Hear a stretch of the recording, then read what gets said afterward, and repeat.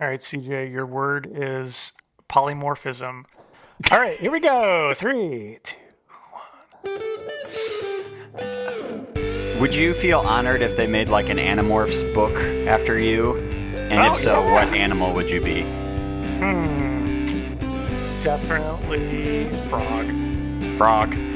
Frog. I think I'd be a sloth baby. Frog. Sloth baby? Oh, nice. You like the tie-in? Relevant. Hold on 1 second. Hey! Hey! Podcast with your host, Ken and CJ. What's crapping in? This is the show where we talk over TV shows and movies. And this week, we watched Ms. Marvel. I left a little bit out, but it's just me and CJ this week. It's the nerds talking about nerdy shit again. Hello. Yeah, you know, we like the comics. We know the comics. Yep. It feels like this is going forward, just a new tradition, any new Marvel thing. We're just going to dive deep into the comic books. It's very easy to talk about, I feel like. Yes. Yeah, we'll get to that in a second.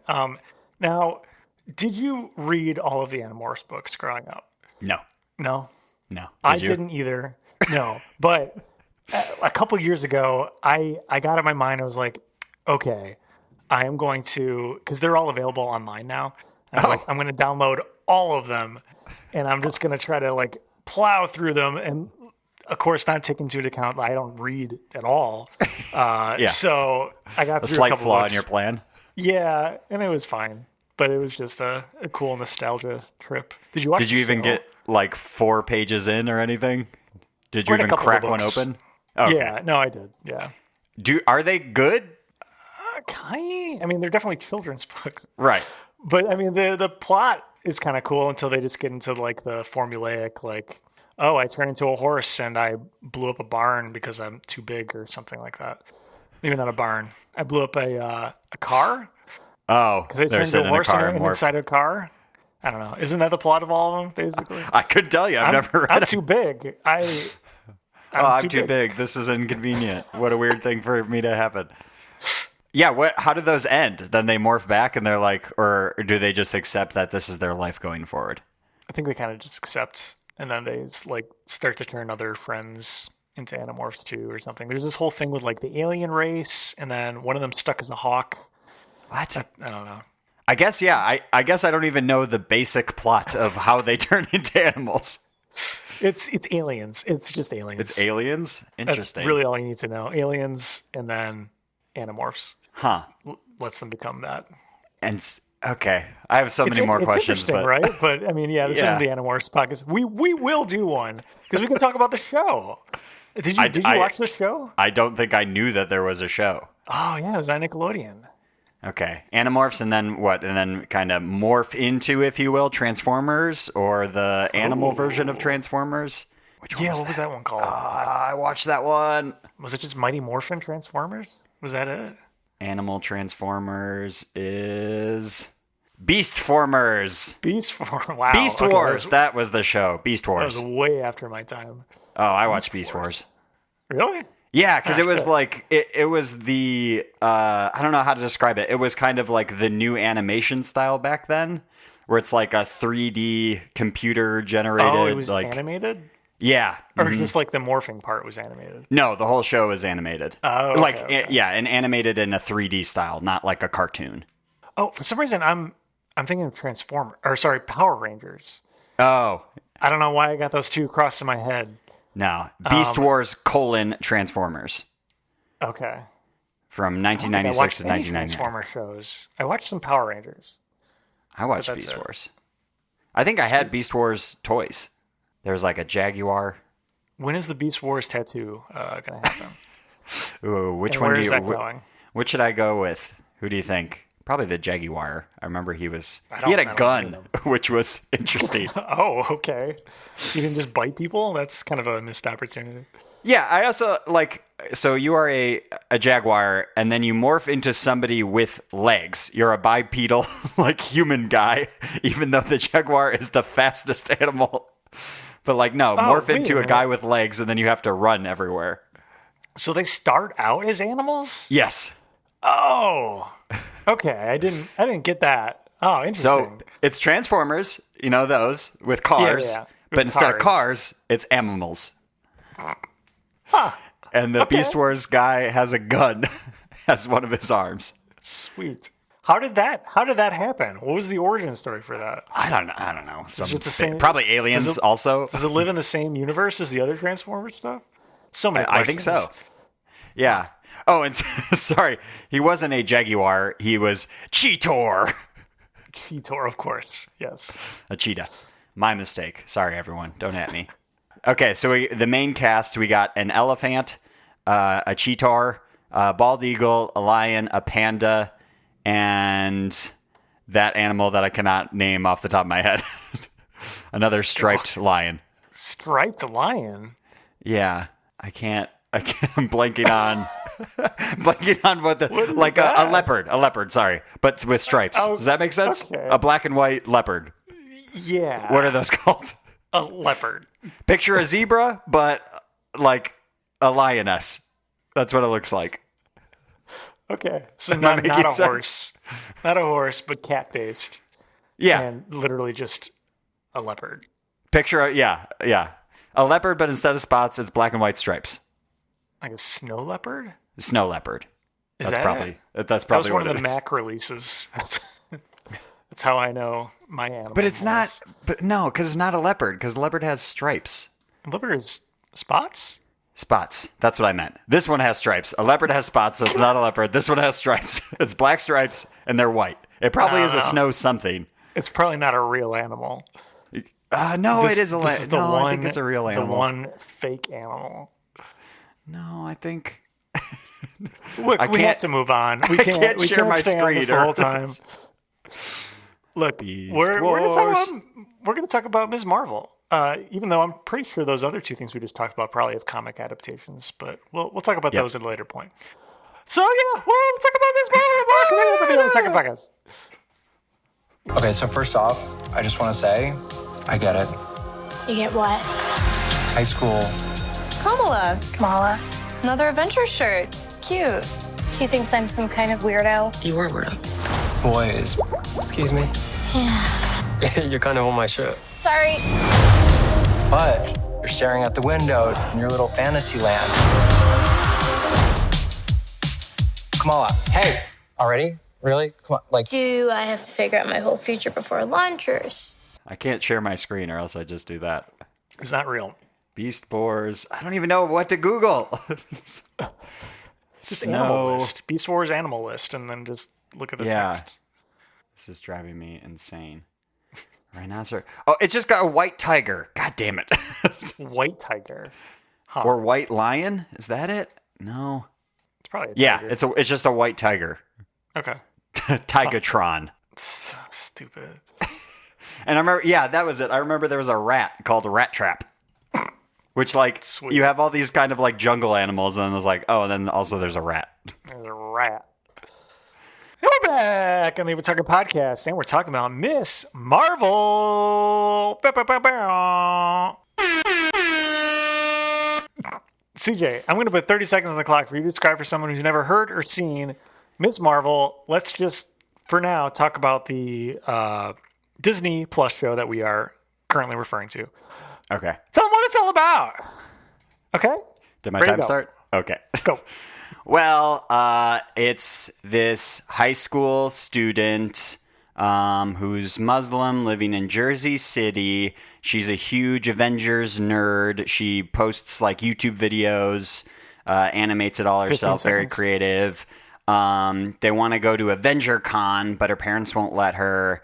And then she finds this bracelet, and the bracelet gives her powers, and it's revealed at the Avengers Con. No more. I think that was one of my better ones. I actually described the show.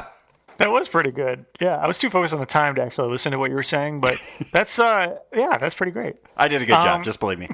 Okay. Did you talk about what her powers are? Nope. Okay, so then I didn't miss that. I missed one important detail, maybe. Polymorphism. Polymorphism, yeah. So I think we both listened to a podcast. That shall not be named. We do not plug other podcasts on the show. Definitely not. No, unless they pay us. Yeah. That talked about the comics that this originated from, because she's a relatively new superhero within the Marvel universe. Right. comics started in 2014. So very new, considering Marvel comics have been around for like 60 plus years or whatever. Right. So, yeah, and then her power apparently is technically called polymorphism, even though they haven't referred to that in the show. We only watched the pilot. Only the pilot is out at the time of recording.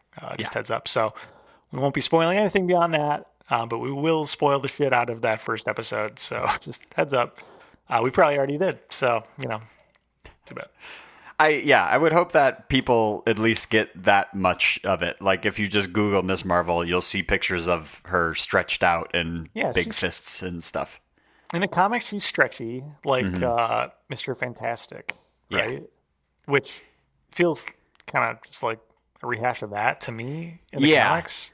Did you watch Agents of S.H.I.E.L.D.? No. Okay. Was there someone in that who did that? No, because, so in the comics, she gets her powers because she's an Inhuman, and Agents of S.H.I.E.L.D. touched on the Inhumans, which instead of like... really? Yeah. So you have, in the Marvel universe, you have like mutants who are sort of like born with powers. They have the X gene. And then the Inhumans get their powers from the Terra something, where it's like a mist. It's some like alien rock that landed on Earth, and that if you like break it, this mist comes out, and then you basically go into like an egg and hatch with powers. Oh, wow. Okay. Yeah. And Agents of S.H.I.E.L.D. touches on all of that. And I think that's, kind of lame. Like, and I think that's how she got her powers in the comics, if I'm not mistaken. Yeah, but the podcast said that she was an Inhuman, so she must have become an egg baby at some point. I don't know. Yeah. That's really, really weird. Yeah, it's like a whole season arc in Agents of S.H.I.E.L.D. But yeah, I also don't know how to feel about in the show, where it's just like some bracelet she puts on and she gets powers. Yeah, well, I mean, aside from the show, they haven't introduced Inhumans in the greater scope of things. MCU. I don't think many people have watched Agents of S.H.I.E.L.D. who watch the MCU, because the MCU is, widely watched by many people. I feel like they would have had to, in like a mainline movie, introduce Inhumans if they were to go that route. Okay, so quick backwards spoilers for Doctor Strange in the Multiverse of Madness. Mm-hmm. So, okay, I'm going to wait a second. Okay, quick look. Okay, pause it. You can reach your phone. Okay, enough time? All right, cool. So, if you remember in that movie, we see the Black Bolt, the guy who has like... the guy who has a super powerful voice, essentially. Yeah. So, he is the leader of the Inhumans. Ah, okay. So, he is also an Inhuman. How does he lead if he can't really, like, talk? I don't know. Sign language? Seems like maybe not the best leader. He carries around a whiteboard. I guess so. It just seems inconvenient for give some big speech before you go out, but you have to write it all out or like sign it all out. I mean, it could be done. It's just So that's but they don't touch on that at all in Doctor Strange. They're just like, hey, this is Black Bolt. He's a character he exists. Yeah, he exists. But anyway, yeah. I'm fine with her in the show, it being tied to the bracelet, because I think it harkens back to like her heritage. And did you touch on that she's Muslim? Yes. Okay. And I think that's great, and it's definitely a new unique take on the superhero from a new perspective we haven't seen before. Finally not a white dude superhero. Yeah. Which has been the case for like every single other movie. Yeah. So yeah, I love seeing the different perspective, different culture. Yeah, I get it, because, how else, because then I think the only way you would stumble upon powers is aliens or she's a mutant. But I don't think they're tying that in quite yet. Yeah, I'm still very curious how they are going to bring in X-Men and mutants into the MCU, because they just don't exist currently in this universe. Like, just straight up don't exist. So, which is it's lame. Going to be multiverse, some bullshit like that, and it's not going to feel organic because it's literally ripped from somewhere else. So I don't know. Yeah, it'll have to be very clever, but yeah, it sucks. So now it's probably a good time for me to go on my whole rant about how I really wish X-Men had been included in the MCU in the beginning. Yeah, because that would have been so cool, and so many more normal storylines from the comics could have been ported over. But yes, what are you going to do? And both of us have. Because they've announced they're bringing back X-Men 97, the old cartoon, right? Yeah. And both of us have given that a try to like remember what's going on. Give it a try. And it's bad. Is it definitely a good way to put it? It's tough to get through. I think there's some good storylines if you like really devote yourself to it, but you know, if you watch a couple episodes just to get the opening credits theme song, I think that's all you need. It is surprising as somebody who's currently reading the current run of X-Men, the amount of overlap there is with like the plot and story from the cartoon to like even the current issues. So it seems like that some of that story they just like keep refreshing or sort of recycling, because I guess where do you go? It's kind of always the story of like mutants against the humans and being outcasts and stuff. That's the whole thing they got going on. Yep. Their whole spiel. Interesting. I know there was a tie-in comic series to the X-Men 94 show as well. I don't remember what that one was called, but it took place in the same universe as the show specifically. Yeah, I think you're right. Yeah. I think I had saved that in the app thing and then never got around to it. Now, so I know you still currently read comics. I think you're mostly in the X-Men universe. Have you read any Ms. Marvel comics? I've not, no. Okay. But yeah, the show, and then like listening to that podcast describing, sort of giving a high level summary of it. They do seem fun. It feels like a fun character, especially like I don't know, being a teenager, like similar to kind of Spider-Man. You're getting this like young superhero, so that means they're gonna like make mistakes and learn from them, but still trying to do the right thing and stuff. So I might dive into it. Yeah, it's definitely piqued my interest at least. So in the show, they really highlight that like her head's in the clouds and like, you know, she's not necessarily devoted to her studies, even though that's what her family's all about. And everywhere she goes, she sees like little doodles of like what's kind of like flying through her mind at the time, like on buildings or like up in the sky or whatever. And it's really neat. But I wanted to know, and you probably don't know the answer to this, or maybe you do. Does she have ADHD or does she have ADD or something? Like I took that to mean like this is like the physical representation of someone who has ADD and like is in their teens. Maybe I don't know if they fully like say that or touch on it. No, but yeah, I sort of get that in the pilot episode she meets with the principal. And he describes that and saying like, yeah, all your teachers say you kind of zone out. And as he's saying you zone out, she starts zoning out. And he has to be like, hey, come on, like focus up. I like the principal. I hope we get more of the principal. Yeah, I like that dynamic. Yeah. The like, listen, I'm just a guy too. I'm not your principal. I'm cool. We can chat like we're equals. For sure. Yeah, it's a fun take on all of it. So we're about halfway through the show. I want to now flip to the things I don't like about the show. Okay. Is that cool? Sure. It's really two things. One, this has got to be a kid show, right? Like, I don't know if I'm picking up on many adult themes at all in this show, or even like violence. I don't know. Yes, I would agree with that. It being a like teenage character, it is probably aimed at a younger audience. Right. Yeah, it's probably along the same like demographic that they tried to aim the like Hawkeye and the Talking Dog show at. You watched that, right? Yeah, there is no Talking Dog in the Hawkeye show. Okay, sure, but I mean, you know, we're splitting hairs here, but. Not splitting. That's just a fact. Was that seem like that was more aimed at children too? With the Talking Dog seems to really. There's no Talking Dog. I would say that was more towards a kid show because like it's still kind of violent. Like there's at least more action and stuff. I think even somebody dies, which I wouldn't say is more. I would say like the Moon Knight series is definitely not for kids. Right, that is an adult show.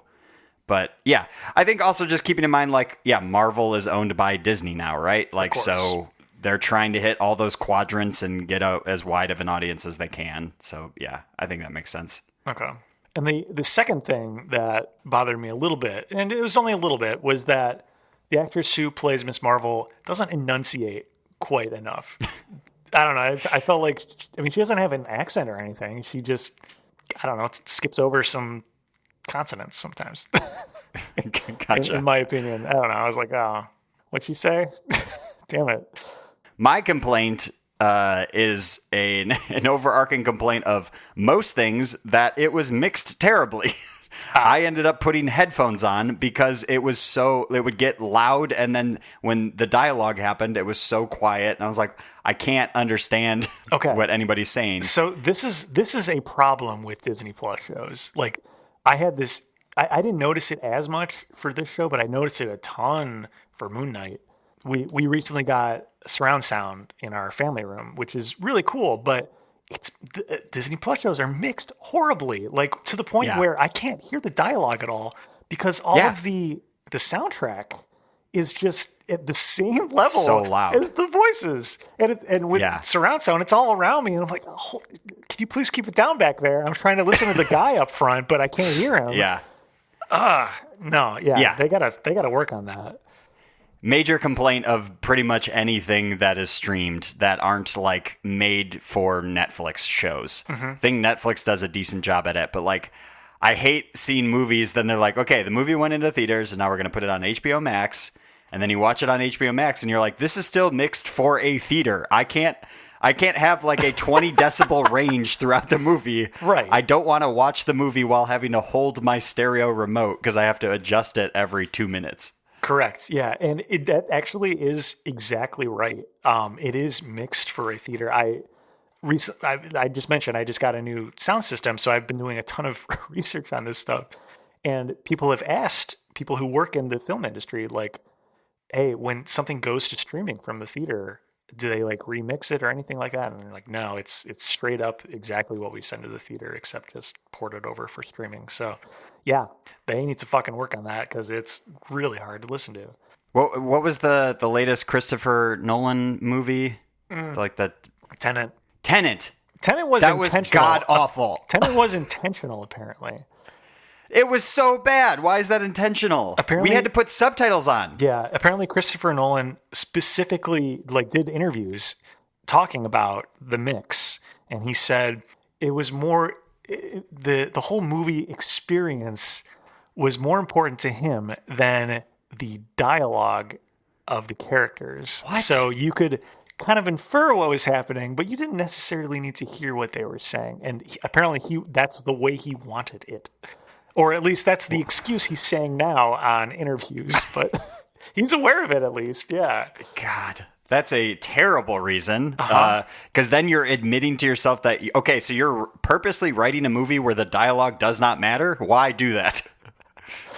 I don't know. I mean, yeah. We tried watching it, and like after 20 minutes, we had to put the subtitles on because we could not hear shit. And it was like, as soon as the action kicked in, it was insanely loud. And then when that stopped and there were two people talking, you couldn't hear a goddamn thing. I saw that at the Music Box, which is notorious for having not the best sound. And so I just expected it to be like, well, I can't really tell what's happening, but okay, that's cool. I can tell there's time travel.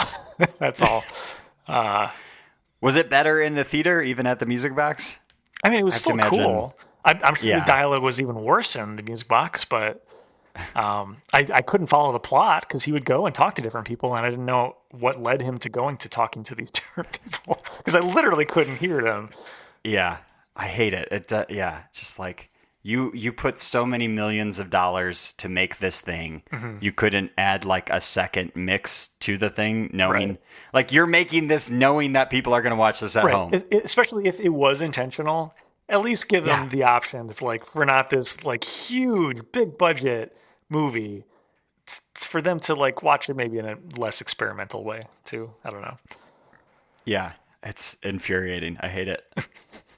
And so, that's why lately I've resorted to I wear over-the-ear headphones when I watch movies because then the terrible mix isn't as bad.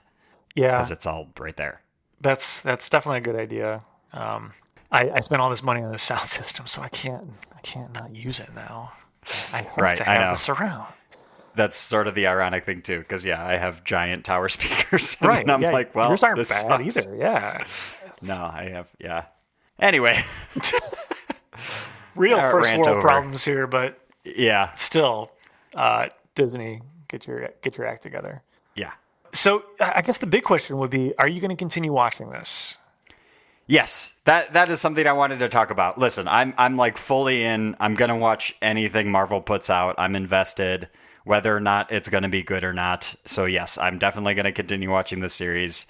I did. That was another thing I wanted to touch on. Like, I really enjoyed the style of the show, like the direction and the camera effects, and like, yeah, it felt different and in a cool way. It was like a lot of cool shots, and it wasn't just like. I don't know what boring essentially. Yeah, I mean, I it didn't definitely find it boring. Kept my interest more than I thought it would, especially since I'd already almost written it off as soon as I turned it on. I was like, oh, this feels like it's for children.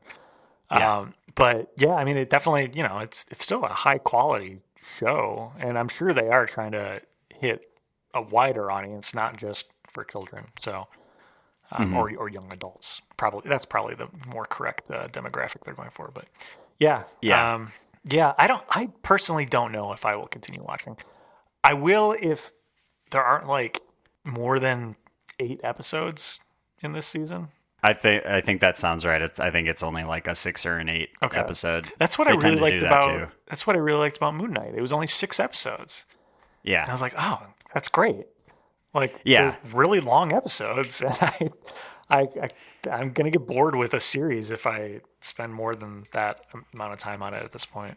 And to be clear, I'll probably watch this like on my iPad as I might be doing like other things. So it's like I'm gonna do the dishes and throw this on and stuff. I probably am not gonna like make it a thing where it's like, ooh, it's time to watch Miss Marvel. Time to sit down on the couch and like put my fully like time invested into this. But I think it's entertaining enough. I really like the style. The directors of this also did Bad Boys for Life, which I have not seen. But I thought that was interesting. That is definitely interesting. That's yeah for a different demographic. I feel like I don't know. That's cool. Because I was like, oh, I really like this style. Like, what else have these guys done? I was like, oh, interesting. They went from Bad Boys for Life to Miss Marvel. Fun. I'm glad Will Smith was able to at least get that out before he was canceled. That's good. Yeah. Do we have trivia at all? No. Okay. I think it's time for ratings then. Ratings. CJ, on a scale of 1 to 10, what would you rate Miss Marvel just based on the pilot episode for you? Yeah, again, I think what I enjoyed about it is the style. It's a fun new character. Like I said, I will keep watching it. So yeah, it kept my attention for the most part. It was fun. I like the sort of the best friend gadget guy, Bruno. Curious to see like how he plays into this. It seems like every superhero has the best friend. Spider-Man had the same thing.